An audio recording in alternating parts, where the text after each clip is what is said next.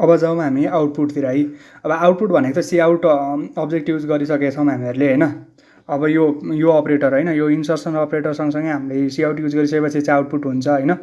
Simple is that, हामीले use गरि नै सकेको छौँ।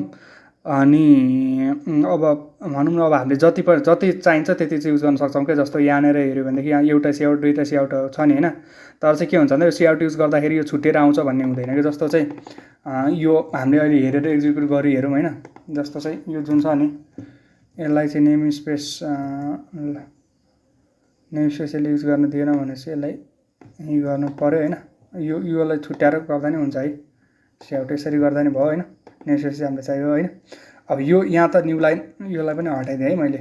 ल यो हटाएर हेर्दाखेरि के हुन्छ भन्दाखेरि एकै ठाउँ जोडेर आउनुपर्छ है। एकै ठाउँ जोडेर आएन, किन भन्दा यो न्यू लाइन हुँदैन क्या।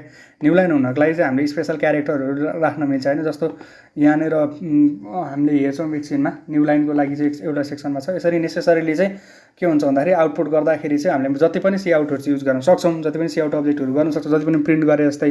तर न्यू लाइन नहुनसक्छ। न्यू लाइन कसरी हाल्ने भन्दाखेरि स्ल्यास एन क्यारेक्टर अघि हामीले हालेको, अघि मैले जुन स्ल्यास एन क्यारेक्टर हालेको थिएँ त्यही स्ल्यास एन, यो ब्याक स्ल्यास एन यसरी हालिदिइसकेपछि चाहिँ यसले न्यू लाइन भन्ने हुन्छ है।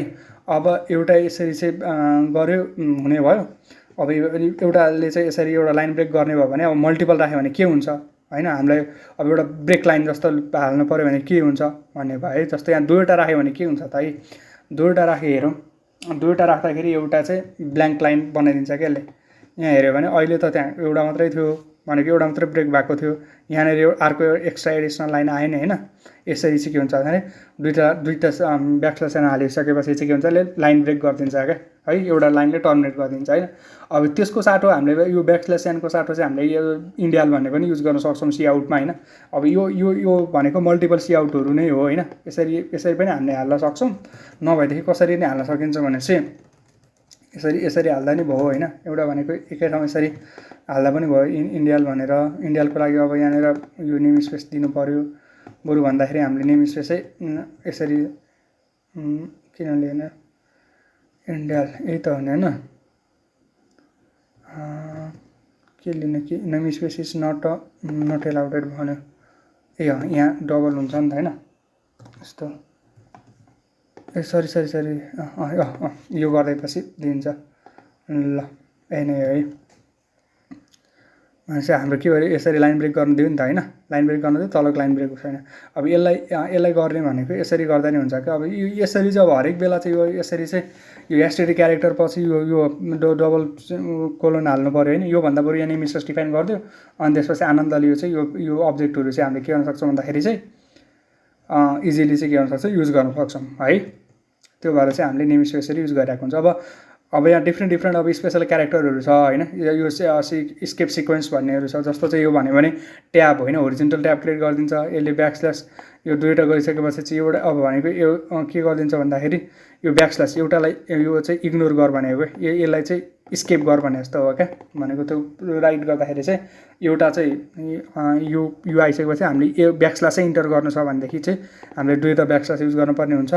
अनि त्यसपछि डबल कोट गर्नको लागि ब्याकस्ल्यास डबल कोट, यसले चाहिँ के भन्छ यो स्केप गर्ने जस्तो हो क्या। जस्तो हामीले यो हामीले अब यहाँनिर चाहिँ के गर्यो भन्दाखेरि यहाँभित्र पनि त्यस्तै यो अब डबल कोट प्रिन्ट गर्नु छ भने के गर्ने भन्दाखेरि यो यस्तो गर्दैन क्या। यो गरिसकेपछि के हुन्छ भन्दाखेरि एउटा डबल कोट प्रिन्ट भयो है। अब यो रन गरेर हेरौँ, हामीले यहाँ डबल कोट आउनुपर्छ है एउटा है। यहाँ डबल कोट आयो। अब यतापट्टि यो चाहिँ ब्याकस्ल्यास अनि डबल कोट गरिसकेपछि के हुन्छ भन्दाखेरि यसलाई चाहिँ इग्नोर गरिन्छ भनेको यो मात्रै हालेको भए के हुन्थ्यो, इरर आउँथ्यो होइन। इरर किन आउँथ्यो भन्दाखेरि यो त कम्प्लिट भएन नि त होइन।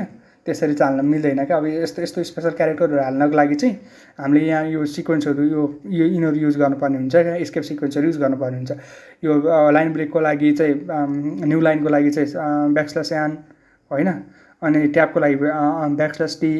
अनि त्यसपछि यो ब्याकस्ल्यास क्यारेक्टरै हाल्नु छ भनेदेखि अगाडि ब्याकस्ल्यास यसले चाहिँ इग्नोर गरिदिन्छ क्या अगाडिकोले।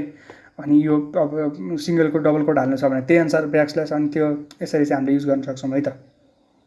Simple is that.